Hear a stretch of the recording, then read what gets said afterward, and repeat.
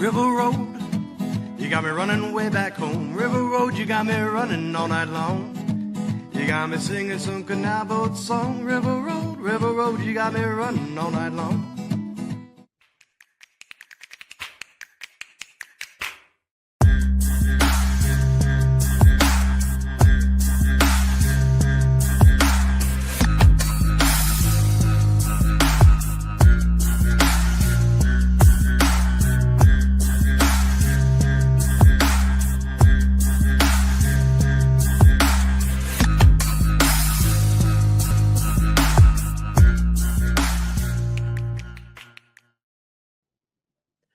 All right, everybody. Welcome to another episode of Niner Nuts. It's Indiana Dan here with Mr. Jimmy B. No Eric today. Jimmy, how we doing? Good. Saquon Barkley, MVP. Dude, freaking beast. Beast mode yesterday. I actually got to watch the entirety of the game because my wife was doing homework and she doesn't care if I watch football. She doesn't care if I watch Sunday night football when she's doing homework, I'll say. And, dude, freaking beast mode. He and King Henry are racing for not only offensive player of the year, but I think Saquon is making a case for MVP too. Like after last night, that was amazing. Yeah, like sick. I honestly, the only other free agent signing that we've ever had close to this is like a superstar like this is T.O. When he came to the team. So Yeah. It's just stupid. That was a little louder than I meant. Anyway, a little bit of housekeeping up here at the top. Yeah, we are very aware it's Thanksgiving week, so this is our only episode of the week, but fear not, we are only scrubbing out the game recap because we are going to be showing you a parlay here in just a second, strictly of the Thanksgiving games. We will get back to our normal schedule next week once the holiday has passed. And then also at the very top here too, I lost a bet with Eric regarding college football. And because he could not actually be here today last minute, we will not have the banner raising ceremony this episode, but I wanted to show it. Eric, I do have it. It's a little smaller than I thought it was going to be, but it's fine. That's and what she said. I even went so far as to write the score of the game on the back as well. So, but we will have this banner raising, so to say. I'm going to scoot this hat over. I'm going to move that one there, and then I'll just put this right there. So it'll be on display for however long Eric makes me hold it up, at least the Big Ten championship. But yeah, I just wanted to show that first. We will commence with that next week. But our parlay and our little disclaimer. There we go. Guys, there's obviously it's the yearly tradition of having 3 games on Thanksgiving. The Lions and the Cowboys always have to be a part of it. And then the Packers and the Dolphins got to be involved with it as well. I know we played the Seahawks a couple times on Thanksgiving lately, but yeah, kind of glad that didn't happen this time. But the Bears are playing the Lions. The DeVito Giants are playing the Cooper Rush Cowboys at 4:30.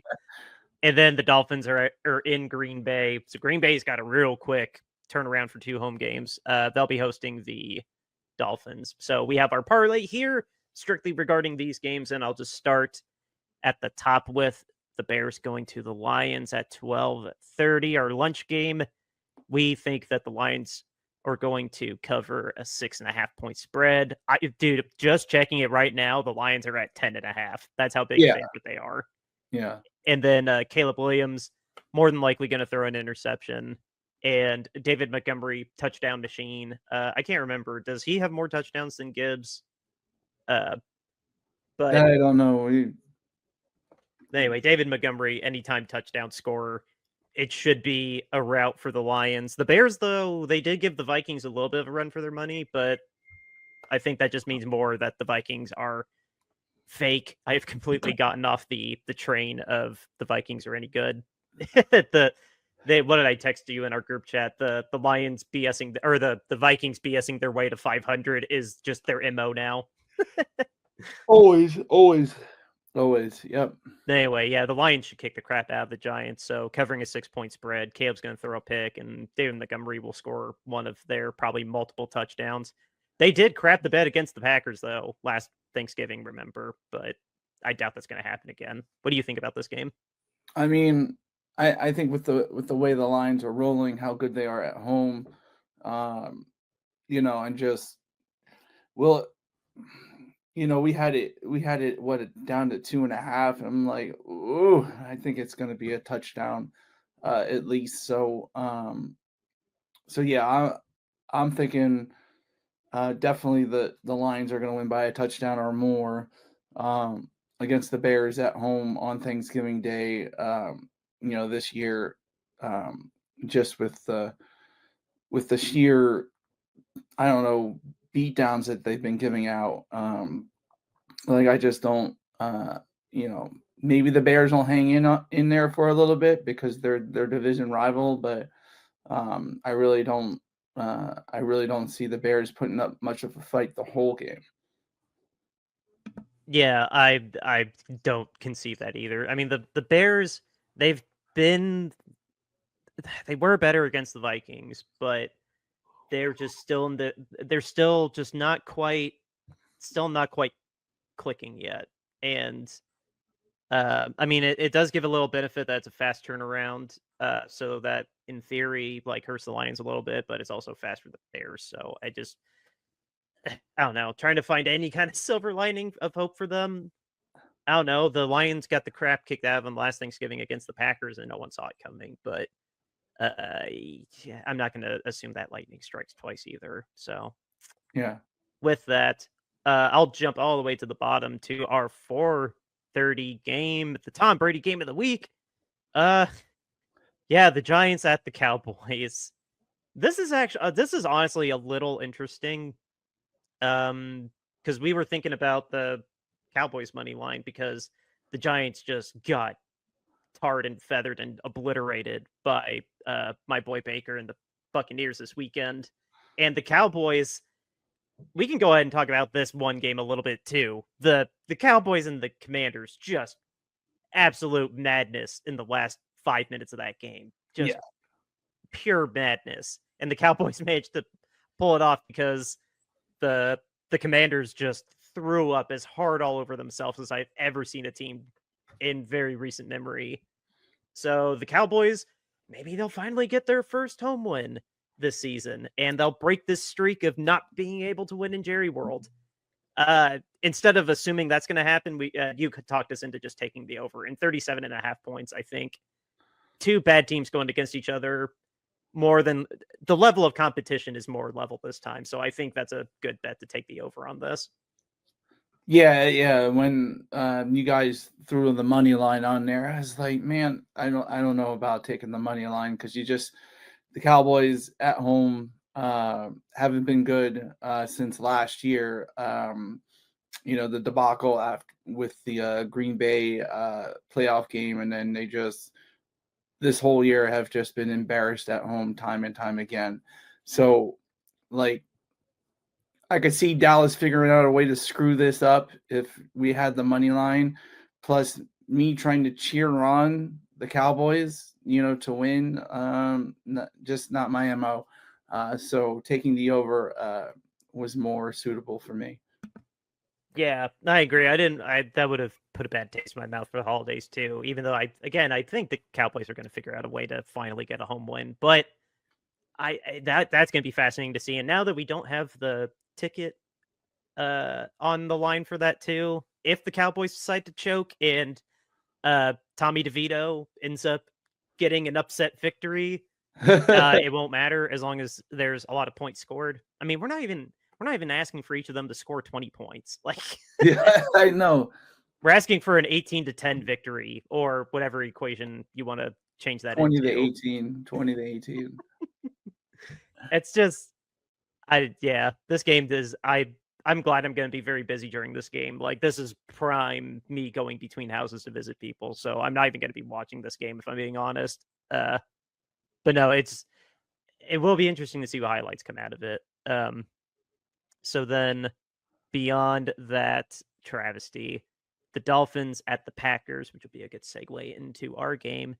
But the Dolphins are going to the Packers. The Dolphins, they look like they've been, you know what? They're going on a 3-game win streak with Tua back. Like, you kind of can't ignore that. And then the Packers now, they got 9 wins now, right? Wasn't this no, they're 8-3 now, sorry. They are 8-3 now, trying to look for a 9th win, 2 wins in less than a week, and just keep them squarely in the race for the NFC North, which is, I mean, clearly the Lions to lose, but making sure they get that wild card spot at least. I don't know. This game could be the best game of the day. I'm glad this one's the last game, because if that Dolphins offense starts clicking, I didn't see a truly dominant Packers team personally. I saw a Packers team that just took advantage of a team that had their legs tied and one of their arms tied behind their back and just, I don't know, was primed for a complete ass whipping. So I don't know. The Dolphins surprised the Rams.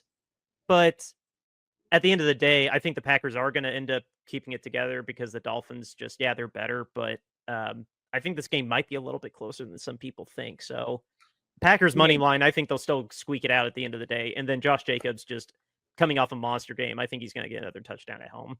Yeah, I don't think the Packers are the New England Patriots.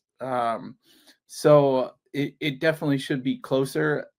Honestly, like, the Packers are a lot better than the Patriots. So I don't know if they're, with the cold weather, Thanksgiving Day, Lambeau Field, you and I both know what that cold weather is like. So yeah, the Dolphins in cold weather don't mix. Like, it sounded like I was talking myself out of the bet right there, but the Dolphins in cold weather, especially, that's going to be a real equalizer and be bad for them. Yeah, I think so too. So yeah, getting the Josh Jacobs touchdown, definitely putting that on there, and Packers money line with the Dolphins traveling north to one of the coldest places in the NFL. Yeah, I don't see the Dolphins coming out ahead in this one. No, I'm saying don't sleep on them, because they do have a bit of talent on there, but going to somewhere cold on a 4-day turnaround, that's not, I don't know. I think that winning streak is finally going to come to an end, and it might, I don't know how the AFC looks currently, but it's going to be very, very hard to see the Dolphins getting into the wild card after that.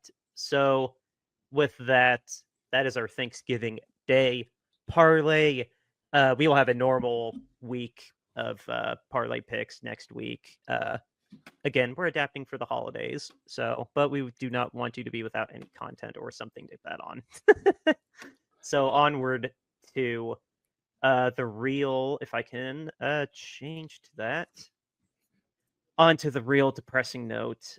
Instead of talking about everybody, we're going straight to our game, everybody. Right there. There we go. Sorry about that little pause there.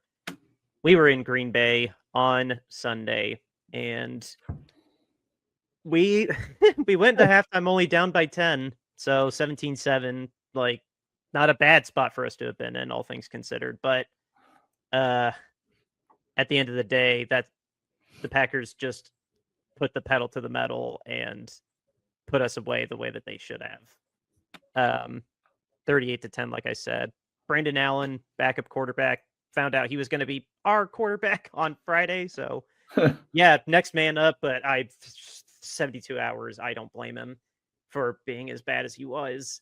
Box score wise, it could have been worse.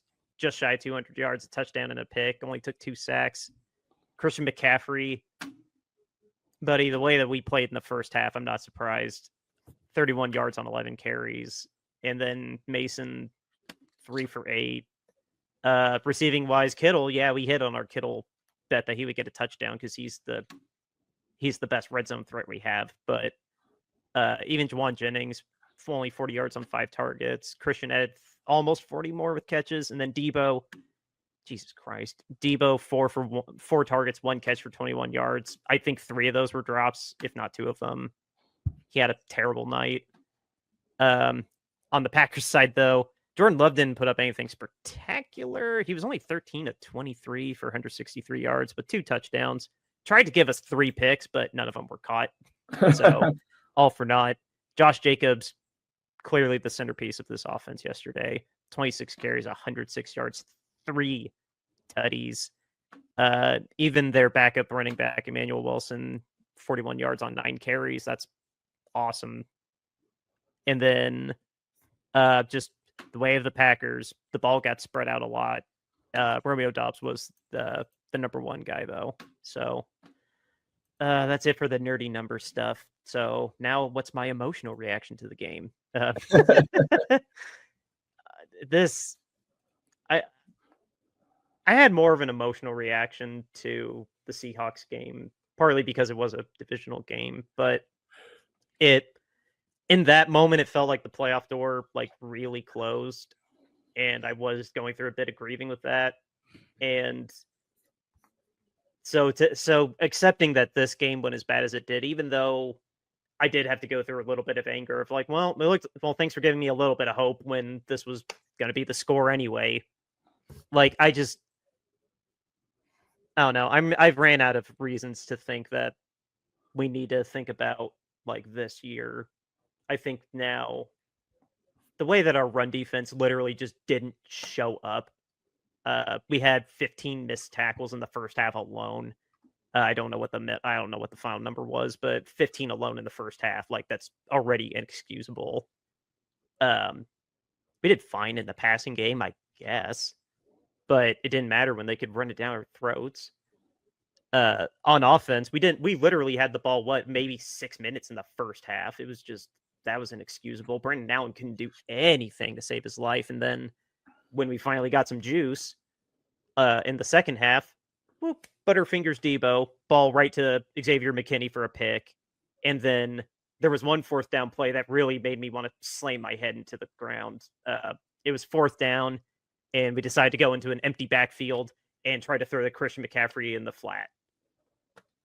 What the hell kind of play call was that? That was so stupid. It was 4th and 2 in Green Bay territory, like at the 40-something. Like, it was just over midfield, but still. Why'd you throw to Christian in the flat? That was so stupid. But on top of that, we just continue to just look completely undisciplined. Lots of holding penalties, a couple not offsides, but like bad formation penalties. And we got a penalty on almost every damn return on special teams. Like, we couldn't even give Moody a chance to miss a kick. He hit the 2 that he was asked to, an extra point and 1 field goal. But I swear to God, every return, holding. Every goddamn one of them. We even lost like an 80-yard Debo return because of a holding. It was just ridiculous. Every single way we could trip over our own dingling, we found a way to. And sure, like, it's Brandon Allen. There's no Bosa.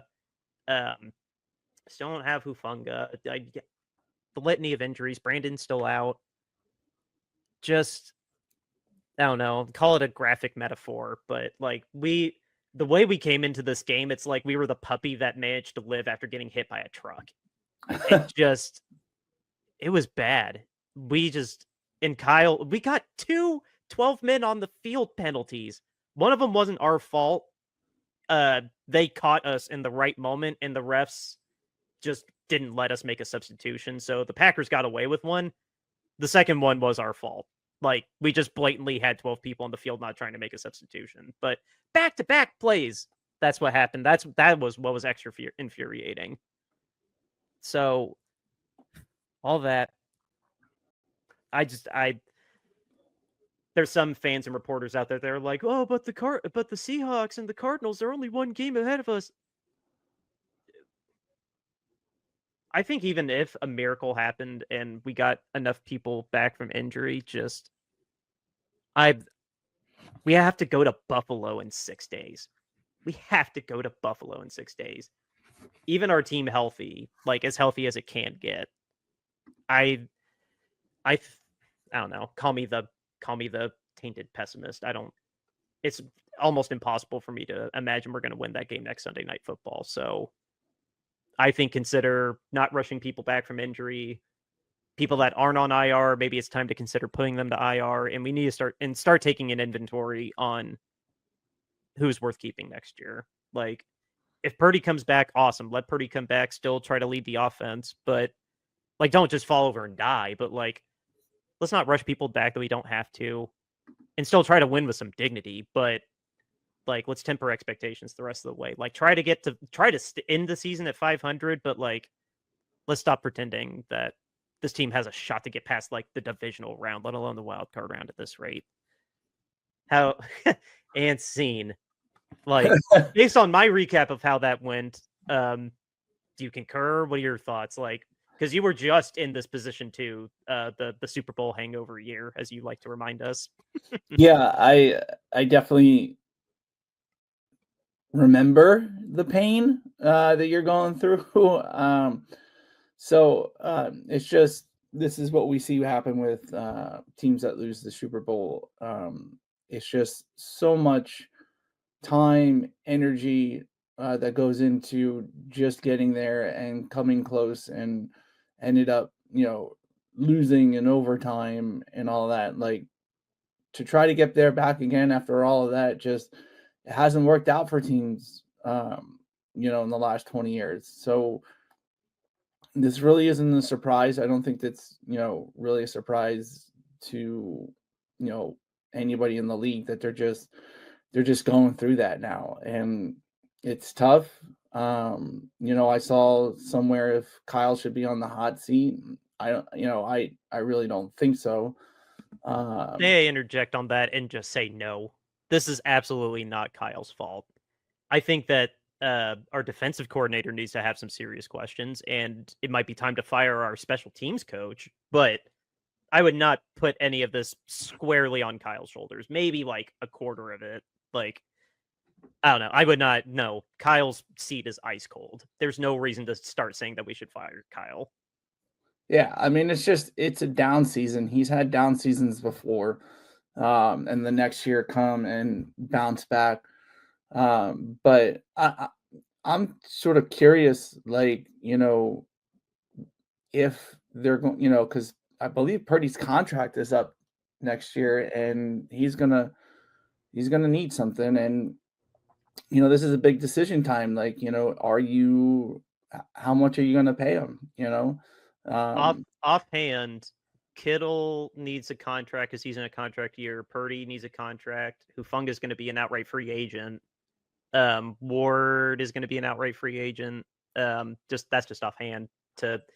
We have to pay Purdy $60 million, just flat out. That's going to be what it is. He's better than Tua, so we can't pay him the 52 or 3 that Tua's making. Like, it's got to be like 60 or 58 million. Like, I'm sure John is aware that he is better than most of the quarterbacks that have a sub 60 contract, and he's probably going to have to make it 60 AAV. Right. Yeah, I just, with the way this season is going, I mean, the only, If Kittle, this game shows you anything, we need Purdy, because this is now another notch in the belt of backups like Beathard and Mullins and Brian Hoyer in his first year of just, if it wasn't Jimmy or Purdy, like, it's not getting done. Yeah. So it's going to be real interesting, in the off season where they go, with all of this. I agree. The defensive coordinator is, there needs to be some questions answered there. To have a performance where you have 15 missed tackles in one half, like, it's bad even if you have it for one whole game, but to have it in one half, like, that's just atrocious. And Missing Nick Bosa should not have destroyed our run defense that much. The pass rush not really getting there, like, Floyd still did great. He got 2 sacks. Like, he was doing his best to make up for it. But yeah, absolutely no reason our run defense should have been as atrocious as it was. It got better in the second half, to be fair, but that doesn't make up for, again, it was just abysmal. One of the worst run defense examples you could show someone that this is an example of pro football. Yeah. Yeah. Well, I don't know what this, like, I think if this was happening to me this year with the way it is happening to the 49ers, like my thing would be just to shut it down by this time. Like, you know, even if you do somehow get into the playoffs as the division winner, um, I don't think anybody's going to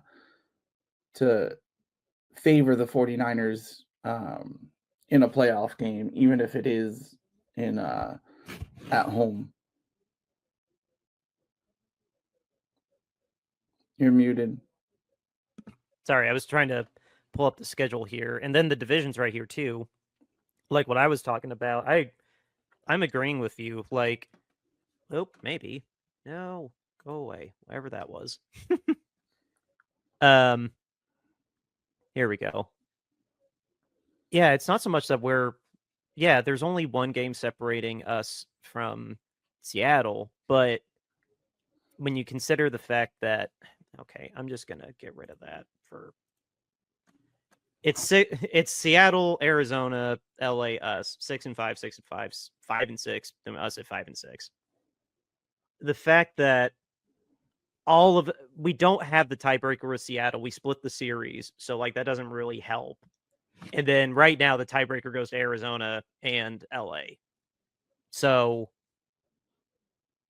and the fact that we don't know how long Nick's PIP is going to be done for. Purdy, we hope will be back for Buffalo, because then we maybe lose by 14 or 10 instead of 30. but we're in such a hole. Like overall at 5-6, and we have to get in as the division winner. It's too cutthroat in the wild card right now with the Packers and the Commanders, and then just I don't have it in front of me, but it's too cutthroat in the wild card race, and it may be one game behind Arizona and Seattle, but even if we get super healthy, we were healthy enough facing all three of those guys before, and we blew leads in the 2-minute warning to all of them except the first time we played Seattle. Like, I'm still going to cheer my head off for these guys, but we've been snake bitten and undisciplined. And think about this: the fact that since 22, we've played almost an entire season's worth of extra games, or since 21, we've played almost an entire season's worth of extra games. So the wear and tear from that might be a factor into this. Maybe it's a stretch, but it got me thinking, like, a lot of these guys on the roster have played at least half, if not a whole season's worth of extra games in the past 3 years. And it doesn't accumulate, like it accumulates in the body. Like, you get what I mean? Yeah, Like, there's a lot of these guys that have a lot more wear and tear than just the 6th, 5th, 4th year of their veteranship would say. So yeah. They've played a lot of games over the last 3-4 years. So, I mean, wear and tear. People get older, and they're just not always the same. And when you play that many games and how much that wear and tear, you're right. It takes a toll. And I honestly, like, if I would try to figure out a way to try to maybe shut this down, limit the injuries, and play for a draft pick. Like, that's what I would do. I know a lot of people don't like that, but I think going for just a higher end draft pick would be better for them. I got a better schedule up here. I don't know what the hell was happening on ESPN, but yeah, so we got Sunday Night Football against Buffalo. That's just, we don't need to debate that. We're probably going to lose that game. Let's just be real, guys. hosting Chicago. Let's say we just get Purdy back and we're missing Bosa. I don't know. That game honestly feels like a toss-up because the Bears have pounced on teams that have a little bit of issue. Like when they kick the crap out of the Jaguars, like we're not as bad as the Jaguars. Yeah. But are we better than Minnesota? Like, I think Chicago could actually keep up with us. Like, even though we're at home, like maybe I'll be the optimistic and say we sneak out a win against them, but it won't be more than like 3 points. Yeah. Hosting the Rams on Thursday Night Football. Let's see if this gets flexed first off. We're still in a window that this game could get flexed out. I would not be surprised if it got flexed. All right.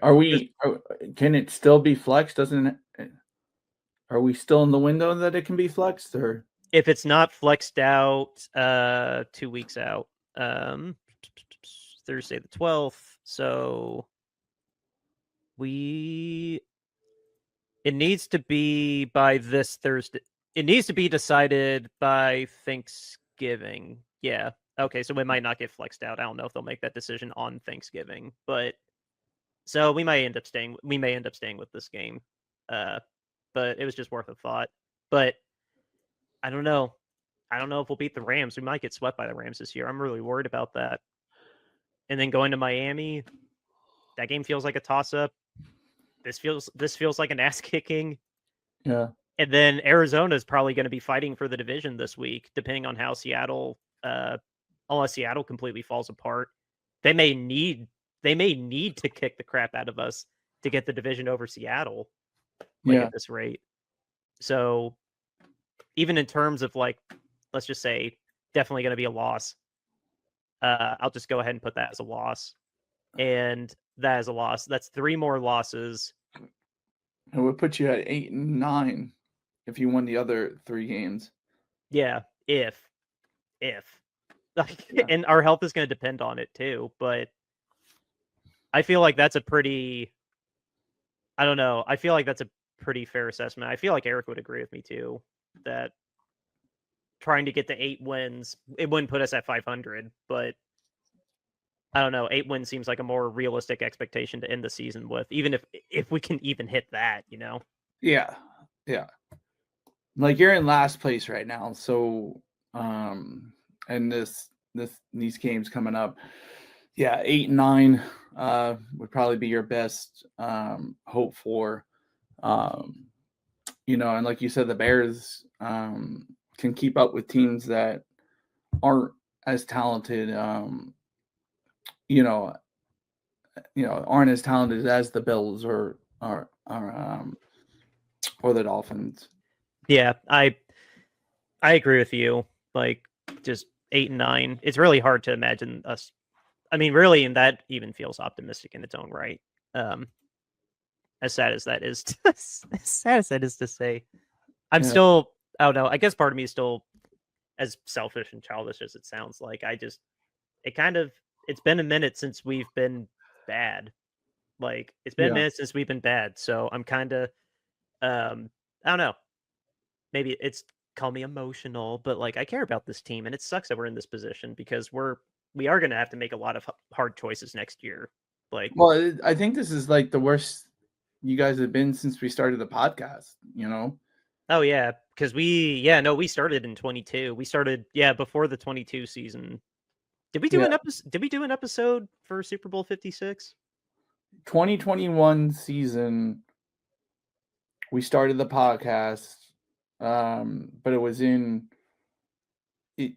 early in 2022, like January. I think we did the Super Bowl. Or Yeah, championship games. I was gonna say we did. Yeah, we started tail end of 21. So no, this is the worst that we've been, and we started the podcast right after our. I still remember our horrific 2027 season pretty vividly, and this is pretty much it's not quite as bad as that yet, but it's getting there. Like, yeah, we're not going to be mathematically eliminated from the race for a minute still, like, because our division, but I don't know, call it Nostradamus, but I don't think that we're going to really survive. Because we're definitely losing. We're definitely losing to Buffalo, and then we just saw the rest of the way. We're going to lose to the Lions, and then honestly, every other game's up in the air. I'm the most convinced we're going to lose to the Rams, but then Bears, Dolphins, Cardinals. I don't know. Yeah. The Cardinals are really going to depend on if the division is on the line there or not. Like that game could even get flexed into prime time for their sake, Yeah. If not a Seattle game for Seattle, like whoever wins it in or whatever. But I don't know. This is depressing me. I didn't even have this up. I wrote this out. I put this effort into it, and I didn't even put it up. That's how bummed out I am. But no, I just, this is just not fun. Did your season didn't? No, your 22 season wasn't even this bad. War 2020, like 2021, the Eagles ended up going 9-8 and becoming the 7th seed in the playoffs. 2022, we went to the Super Bowl. 23. Okay. We went 10-1 and then finished 1-5. That's right. My sense of time is just all screwed up. I forgot last year was your Super Bowl hangover year, and just how weird that was. That I didn't revel in it. I'm not trying to say that, but it was just that was just so bizarre. You and Jacksonville trying to race to the bottom of the toilet, so to say. Well, yeah, it was. I mean, we were 10-1, but everybody was like, "This is not a good 10-1 team," and then we had a stretch where we went 1-5 for the rest of the season, and so yeah. But I mean, with the way the Eagles are looking this year, that doesn't mean there's lost hope for the 49ers that they can't bounce back next year and have a season like the Eagles are having right now. So no, you guys, I'm very happy for you guys. Sorry, I was just checking one thing on my phone. I'm very happy for you guys, and I've been thinking, like, just the funsy bandwagon. Like, I've already my Bucks ship is sinking too. They look better against the Giants, but I don't know if they'll make it as a wild card either. Like with the hole that they're in, so I don't know. Jump on your bandwagon, jump on the Lions bandwagon. Like, not gonna lie, I'll be happy if the Lions at this rate. I'll be happy if the Lions can break their curse and finally celebrate a Super Bowl because they look like they're gonna go all the way. Yeah, they look really, really good. Even when they play bad, they still, figure out a way to win. And like good luck. I know your Eagles are still very much in the race, and you have the East basically. Like it's almost impossible for the Commanders to come back at this rate. Yeah, I think now we're like 2.5 games up on them, or 3.5 games up on them. They still haven't had their bye week as well. Jesus, really? We're at week 13. I think they haven't had their bye week. They're 7-5, and we're 8. No, hold on. I thought they're like 7-5. If I remember correctly. I'm not sure. I'm not gonna be able to pull it up very fast. Here we go. NFC. That's AFC. Where's the NFC? Here we go. NFC. So the Commanders are 7-5, and the Eagles are 9-2. So yeah, the Commanders haven't had their bye week yet. Oh wow, that sucks. Having it this late. Yeah, they haven't had their bye week yet. So when they have their bye week, if we win, then we'll be 3 games up on them. So I guess we're 2.5 technically right now up on them. Yeah. So, and they've lost their last 3 now. The Commanders. So, I can at least revel in that our special teams could be worse. Now that I've seen a team that somehow had 2 return touchdowns and missed a critical game-tying extra point after a insane Hail Mary. Well, and the thing about it is though that onside kick touchdown, like I don't hold that. Like, that guy should have just sat on the ball. Like, I don't know why he decided to run it in for a touchdown.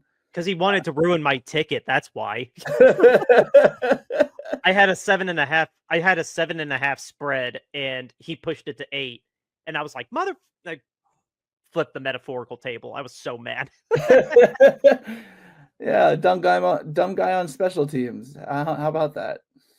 That was infuriating. Oh, well, it was until I realized Houston lost their game because that ruined my ticket too. I just didn't realize it.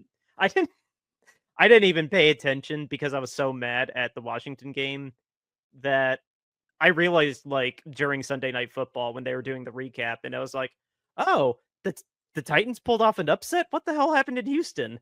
Yeah. Yeah. Yeah. I So no, mean, that ruined my ticket too. yeah, I just like I had a nice weekend, so I just didn't watch the afternoon games, and then I just watched, the Eagles last night. Um, and yeah, it makes me happy, but I'm still like there still could be something in the air that could happen in Philly just to derail the whole thing. So we've seen that happen before. So You've won 7 games in a row since he buzzed his hair though. So yeah, you know what? Maybe that's a sign that I need to finally cut my hair. I was telling Eric I should get it trimmed. I need to get it trimmed, but you should do the Jimmy B Bick look. there we go. Yeah, my wife loves that. She agrees on a trim at least, but I went through my phase of buzz, not bald, but buzz, and I need to find a middle ground, like between this and that. Yeah. Like what? All Like I gotta say is enjoy your hair while it lasts. Oh, I got the peak going already, but I'll I will revel. I'm aware of my age, so I will enjoy it as long as I can. But Yeah, I think now that we're talking about hair, I'm not. Let's go ahead and have a little word from our sponsor real quick. And our sponsor is here. Here we go. RoyalRetros.com. What is Royal Retros? It is your go-to place to get yourself an authentic throwback jersey, whether you're a fan of football or any of the major sports, soccer, basketball, what have you. They got you covered. And go ahead and check out the Candlestick collection. It's curated with the Bay Area in mind. So when you find something you like, use the promo code Shady Sports. And that will get you 10% off of your entire order. Again, it's promo code Shady Sports to get 10% off of your entire order at RoyalRetros.com. Go get yourself an authentic throwback jersey today. James, you're the best at telling people about our shirts. Let them know about them. So guys, we've been raising money for Mountain Comprehensive Care Centers in Kentucky. They are a crisis center that helps women and those affected by serious sexual crimes recover from them. And the reason why we started this charity was because basically the Houston Texans minority owner had been arrested and charged in Kentucky with very serious sexual crimes. And the NFL basically didn't report on it until 3 months later after the arrest. So we were trying to bring accountability to the NFL on their owners, since they seem to, we know if a player gets arrested, we know about it the very next day. However, with owners, it goes under the radar. So we are seeing owner standards are less than player standards, #owner accountability. And we are selling shirts to bring awareness to this. Right now, we have our statement: owner standards are less than player standards, #owner accountability. You can get that for $22.99. We got that in different colors, different styles, different sizes. Next up, we have our podcast logo art. You'll find this anywhere where you see our YouTube channel, Spotify channel. You'll see this in the profile picture. $22.99 gets you that on a shirt. Plus, we have different styles and different sizes as well. Next up, we have our alternate logo. So you get the Niner and the nuts with the field goal, but no background and just letterings. $22.99 gets you that in a t-shirt. And we have different colors, different sizes, and different styles as that as well. And last but not least, how can you say no to our mascot, a peanut, eating peanuts while cheering his San Francisco's 49ers, a true Niner nut? $22.99 gets you that in a t-shirt. Different styles, different sizes. Donate to Mountain Comprehensive Care Centers today. Yes, the links to the Bonfire store and more information on Mountain Comprehensive Care Center are in the show notes. We don't want any money from these shirts. We just want you to have a cool shirt and help some families in need. In terms of the news, honestly, the news is kind of slow right now, and Eric's usually good at finding the breaking stuff. Let's see. Nope, never mind. Nothing there. But I do have mild housekeeping news that I am going to surprise you with. I've been playing with Blue Sky on a personal account, and not going to lie, I might pitch to you and Eric that we adopt a Blue Sky account. Have you heard of Blue Sky? No, it's Blue Sky. It's the new Twitter that Elon Musk does not own. That's the Okay. that's all I'll say on that front. It's not owned by him, and I'm not gonna lie, it's Twitter, but it doesn't make me want to throw up when I open the app. So, and I need to update our banner anyway. But no, I've been playing with Blue Sky, and it's been kind of fun. I've seen a lot of reporters already moving over there, like Mina Kimes, Greg Rosenthal. David's not on there yet, but Matt Barrows and all the athletic staff are on there now. But I don't know. That's just some peek behind the curtain housekeeping news. But yeah, no. Here, well, for us, the Hart brothers are going to be playing each other on Thursday Night Football, and hopefully you guys saw a really, really good game, and hopefully we will in about 20 minutes. But otherwise, just I don't know. I'm really thankful that we're still doing the show. I'm thankful for Shady Sports.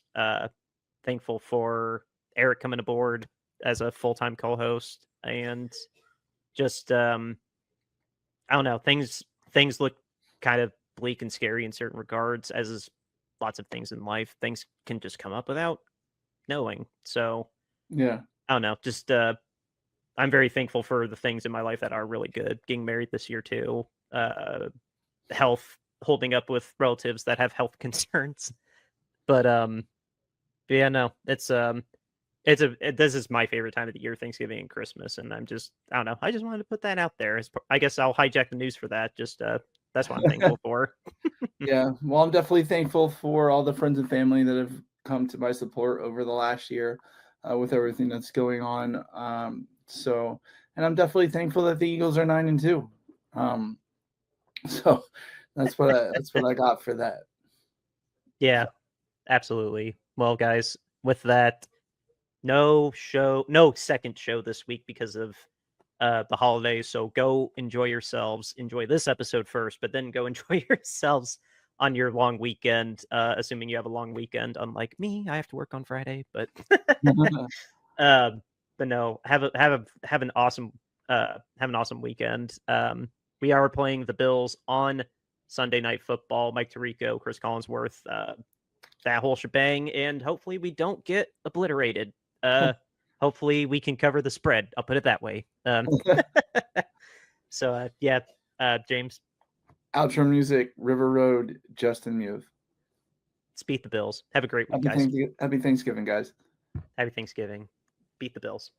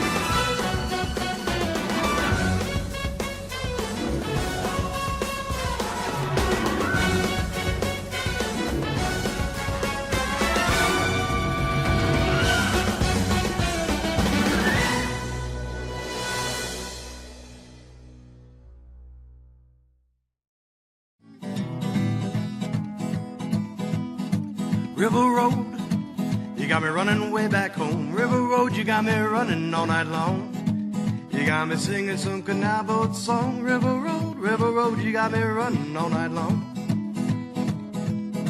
River Road, where have all the women gone? Have they kissed her hand and waved you bye-bye? Have they thought about crossing your double yellow lines? River Road, they love the way you whine and cry.